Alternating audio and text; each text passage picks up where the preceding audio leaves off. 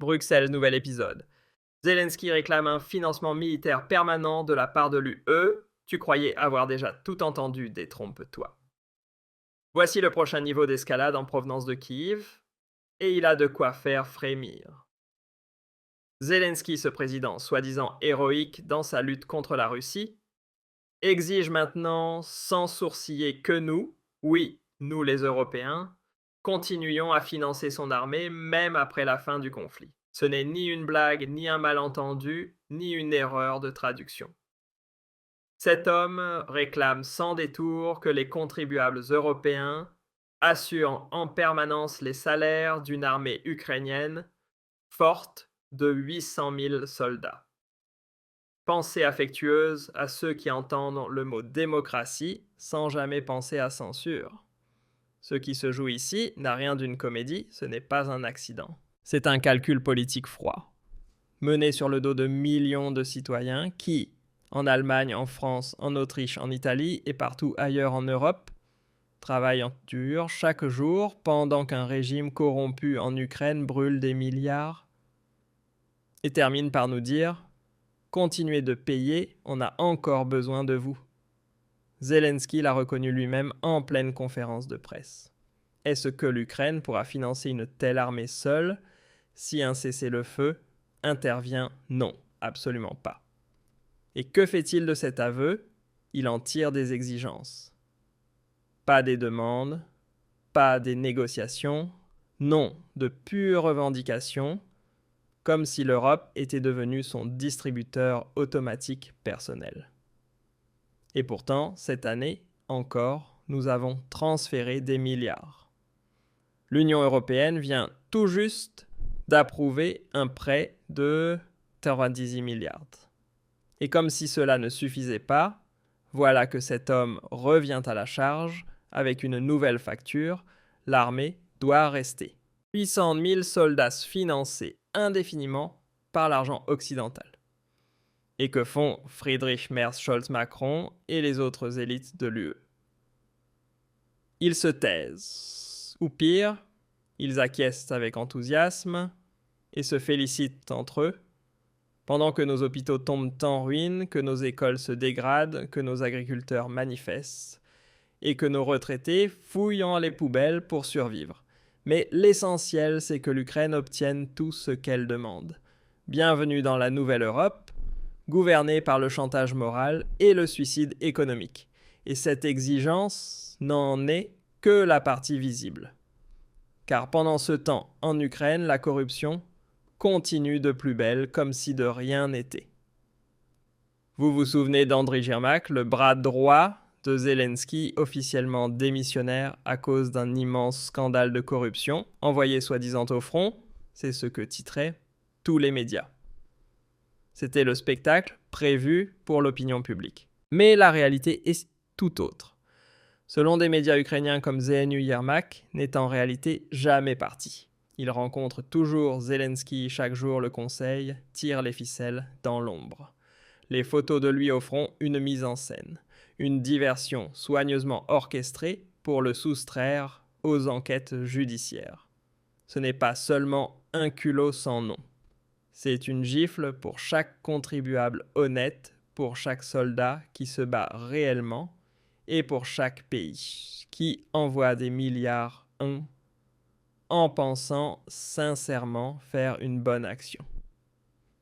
Et pourtant, l'argent continue d'alimenter un système qui protège les siens, n'engage aucune poursuite, refuse toute transparence et ne montre aucune volonté de changer quoi que ce soit. Et on voudrait nous faire croire qu'il faudrait continuer à financer ce système après la guerre, jusqu'à quand? Exactement 5 ans, 10 ans, 30 ans, jusqu'à ce que le dernier centime de nos caisses sociales ait été siphonné.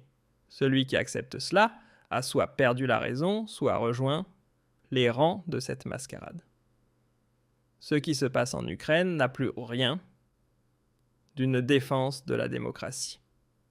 C'est un système mafieux qui exploite sans scrupule la naïveté occidentale et la culpabilité morale collective. Et quiconque ose s'y opposer, poser des questions, est immédiatement discrédité, traité de sympathisant de Poutine d'extrémiste ou de complotiste. Mais tout cela, on le connaît déjà. On l'a appris depuis 2020. Penser de manière critique, c'est être mis à l'écart. Mais je le dis sans détour, nous ne devons pas nous taire. Nous ne devons plus regarder passivement notre argent, notre avenir et notre crédibilité être sacrifiés pour une Ukraine qui a depuis longtemps tourné le dos à toute réforme réelle, à toute transparence. Nous ne devons pas accepter qu'un homme comme Zelensky soit érigé en icône alors qu'il entraîne son pays dans le gouffre financier et qu'il entraîne l'Europe avec lui. Petite note personnelle, notre portée est en train d'être réduite.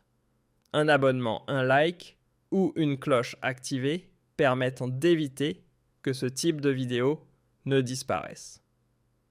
Et maintenant, on atteint le véritable sommet de la folie.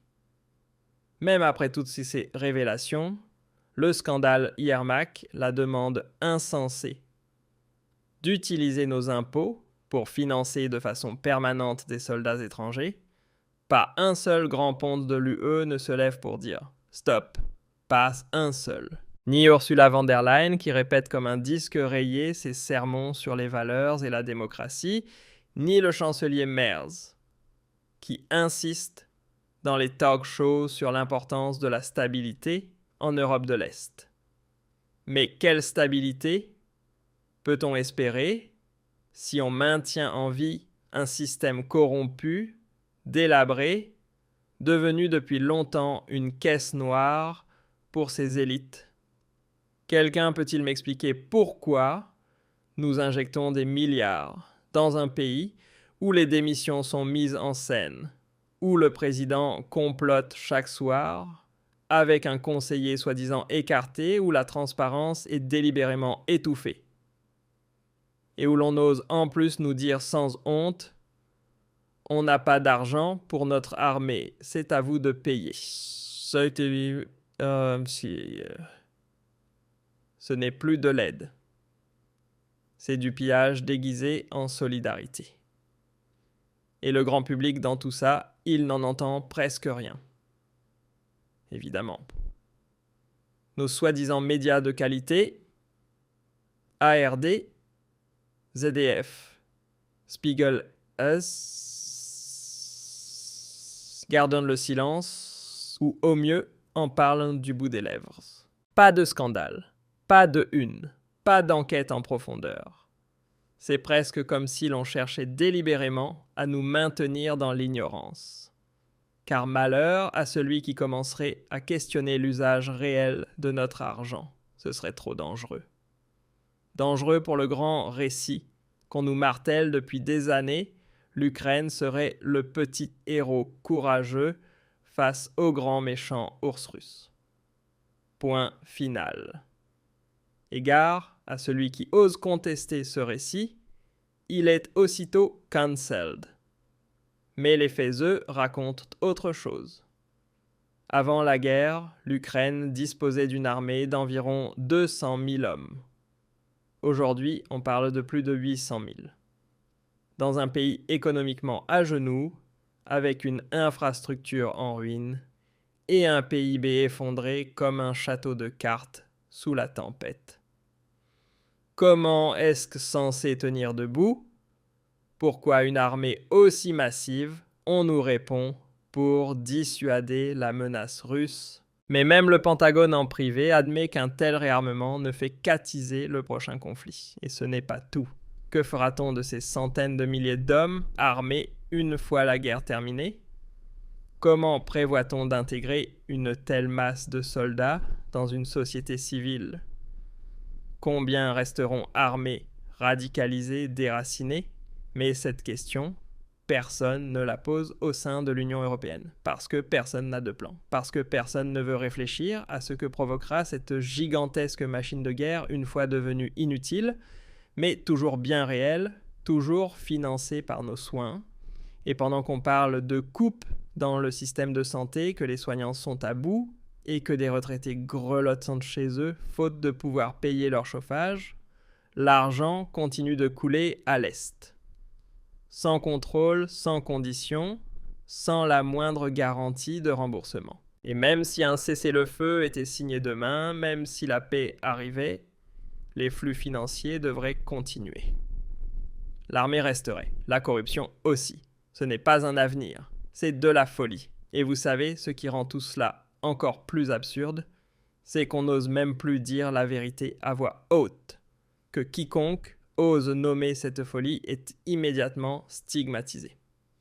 Mais je vais être très clair avec vous, celui qui croit encore aujourd'hui que cette politique vise la paix, la démocratie ou les droits humains est soit profondément naïf, soit complice du système. Petit aparté, mais il est essentiel si tu penses que l'État viendra te protéger lors de la prochaine crise. Regarde autour de toi. La réalité, c'est que tu es seul. Et si tu n'as pas de plan, tu te feras balayer. C'est exactement pour ça que nous avons créé notre système de préparation aux crises. Un guide complet, étape par étape, pour protéger ton argent, ta liberté et ta vie, avant qu'il ne soit trop tard. Le lien est en description. Et soyons honnêtes, si tu ne comprends pas ça en 2025, tu risques de commettre l'une des plus grandes erreurs de ta vie. Cette trajectoire doit être stoppée. Pas demain, maintenant. Pas en silence, mais haut et fort. Et passe avec de vagues promesses, mais avec une vraie opposition politique. Et oui, si un parti comme l'AfD est le seul à dire clairement « stop au financement de la corruption », alors il est grand temps que nous tendions l'oreille. Car celui qui dans ce pays ose encore penser par lui-même poser des questions, refuser d'avaler tout ce que raconte le journal télévisé, ce n'est pas un ennemi. C'est une voix indispensable. Et ces voix sont de plus en plus nombreuses. Tu le sens toi aussi. Alors dis-moi, franchement, veux-tu vraiment que tes enfants grandissent dans une Europe où l'on paie pour des armées étrangères pendant que notre propre société s'effondre ?